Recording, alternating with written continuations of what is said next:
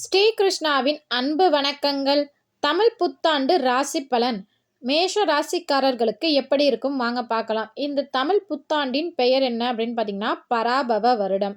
இது தமிழ் 60 வருடங்களில் இது 40வது வருடமாக இருக்கின்றது. இந்த வருடம் குருவே ராஜாவாக இருப்பதால் பல நன்மைகள் ஏற்படும். இந்த ஆண்டு திருமணம் தடையில் இருப்பவர்கள், வீடு கட்ட தடையில் இருப்பவர்கள், அனைத்து தடைகளும் நீங்க போகின்றது. விவசாயம் தழைக்கும், பால்வளம் பெருகும், நோயற்ற வாழ்வும் மகிழ்ச்சியான சூழலும் இருக்கும். லாபகரமான ஆண்டாகவே இந்த பராபவ வருடம் இருக்கின்றது. இந்த ஆண்டு மேஷ ராசிக்காரர்களுக்கு எப்படி இருக்கும் அப்படின்னு பார்த்தீங்கன்னா, தைரியம் மற்றும் தன்னம்பிக்கைக்கு சொந்தக்காரர்கள் தான் இந்த மேஷ ராசிக்காரர்கள். கடன் விரைவில் அடைக்கக்கூடிய ஒரு வருடமாக இந்த வருடம் உங்களுக்கு இருக்க போகின்றது. மேஷ ராசிக்காரர்களின் மிகப்பெரிய ஒரு பயமே விரைய சனி தான். சனியின் தாக்கம் அதிகம் இருக்குமோ அப்படின்னு பயப்படுறீங்க. கண்டிப்பாக பயப்பட தேவையில்லை.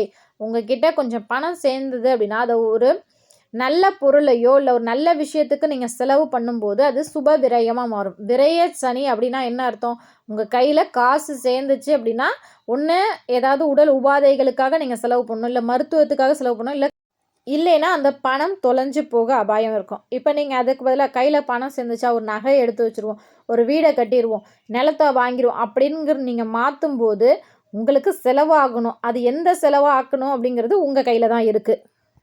வீடுலாம் அவ்வளோ ஈஸியாக கட்ட முடியுமாங்க? அதுக்கெலாம் ஒரு யோகம் வேணாமா? அந்த யோகங்கள் நிறைந்த ஆண்டாக தான் இந்த ஆண்டு இருக்கின்றது. வீடு கட்டும் யோகம் மற்றும் புது வாகனம் வாங்குவதற்கான யோகங்கள், அனைத்து யோகங்களும் உங்களுக்கு இருக்கின்றது. தொழில் ஸ்தானத்தை குரு பகவான் பார்ப்பதால் தொழில் ரொம்பவே சிறப்பாக இருக்கும். இதுவரை தொழிலில் ஒரு மந்த தன்மை இருக்குது அப்படின்னா அது அனைத்துமே மாறப்போகின்றது.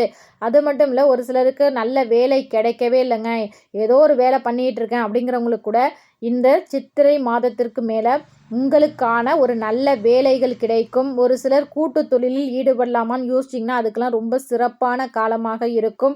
அது மட்டும் இல்லை, புதிய தொழில் தொடங்கலாம் அப்படின்னு நினைக்கிறவர்களுக்கும் இது ஒரு சிறந்த காலமாகவே இருக்க போகின்றது. இந்த வருடத்தில் இந்த ஒரு விஷயத்தில் தான் நீங்கள் கவனமாக இருக்கணும். அது என்ன விஷயம் அப்படின்னு பார்த்தீங்கன்னா, சனி பகவான் 2ஆம் வீட்டை பார்ப்பதால், 2ஆம் வீடு அப்படிங்கிறது குடும்பஸ்தானம். அந்த குடும்பத்தில் அவர் பார்க்கறதுனால குடும்பத்தில் எப்போதுமே அனுசரித்து செல்ல வேண்டும்.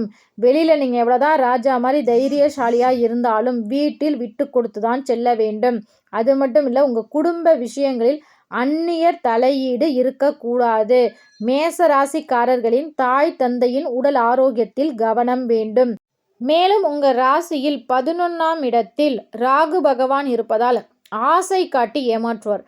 அப்போ நீங்கள் என்ன பண்ணணும் அப்படின்னா, ஒரு நகை வாங்குறீங்க, ஒரு வீடு வாங்குறீங்கன்னா அந்த டாக்குமெண்ட்லாம் கரெக்டாக இருக்கா, 1க்கு 2 முறை செக் பண்ணிக்கிறது நல்லது. அது மட்டும் இல்லை, ஒரு இடத்துல நீங்கள் பணம் போடுறீங்க, அதில் வட்டி விகிதம்லாம் பார்த்து ஒரு வருஷம் கழித்து இதை கரெக்டாக இவ்வளோ தான்ப்பா வட்டி வரும் அப்படின்னு சொல்கிற இடத்துல நீங்கள் போட்டிங்க, நம்பிக்கையான இடத்துல இல்லை அரசு சார்ந்த இடத்துல போட்டிங்கன்னா உங்களுக்கு எந்த பிரச்சனையும் இல்லை. இன்னொருத்தவங்க வந்து சொல்லுவாங்க, எப்பா நீ 1 ரூபா போட்டினா 10 ரூபா கொடுப்பாங்களாம்ப்பா அப்படிங்கிற இடத்துல நம்ம பணத்தை போட்டு ஏமாறும் ஒரு சூழலை இந்த ராகு பகவான் ஏற்படுத்துவார். அதனால் இந்த வருடம் உங்கள் சேமிப்பை ஒரு நல்ல விஷயத்தில் பயன்படுத்தணும் அப்படின்னாலும் அதுலேயும் ஒரு விழிப்புணர்வோடு இருப்பது நல்லது. அதேபோல் ஆரோக்கிய விஷயத்திலும் கட்டாயம் கவனம் வேண்டும். ஜூன் மாதத்திற்கு மேல் வண்டி வாகனத்தில் மிதமான வேகத்தில் செல்வது ரொம்பவே அவசியம். மேலும் இந்த ஜூலை ஆகஸ்ட் மாதத்துக்கு மேலெல்லாம் பார்த்திங்கன்னா பழைய கடனை அடைக்க புதிய கடன்கள் வாங்கும் சூழல் உருவாகும். இந்த நேரங்களில் நாவடக்கம் அதிக முக்கியம். அதிகப்படியான நல்ல விஷயங்கள் நடந்தாலும் ஒரு சில பாதிப்புகள் இந்த ஆண்டு இருக்க தான் செய்யும். உதாரணத்துக்கு சொன்னால், இரத்த பந்த உறவுகளிடையே வாக்குவாதங்களை கூடுமானவரை தவிர்க்க வேண்டும்.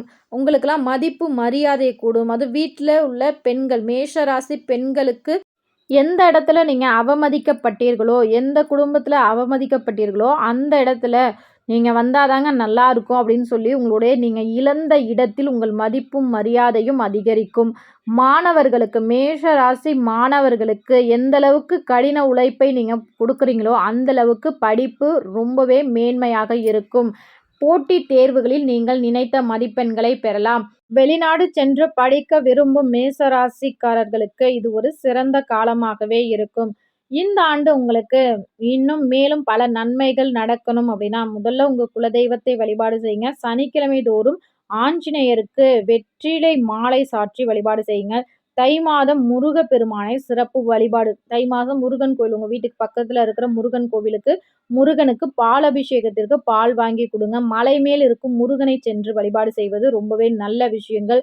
உங்களுக்கு நிறைய நல்ல விஷயங்கள் தொடர்ந்து நடந்து கொண்டே இருக்க, தொடர்ந்து உங்க குலதெய்வ வழிபாட்டையும் முருகன் வழிபாட்டையும் தொடர்ந்து செய்யுங்கள். உங்கள் வாழ்க்கையில் பல நல்ல விஷயங்கள் தொடர்ந்து நடக்கும். நம்ம சேனல்ல இனி வரும் காலங்கள்ல 12 ராசிகளுக்கான தமிழ் புத்தாண்டு ராசி பலன் வந்து கொண்டே இருக்கும். அதை நீங்க பார்க்கணும் அப்படின்னா மறக்காம நம்ம சேனலை சப்ஸ்கிரைப் பண்ணி வச்சுக்கோங்க.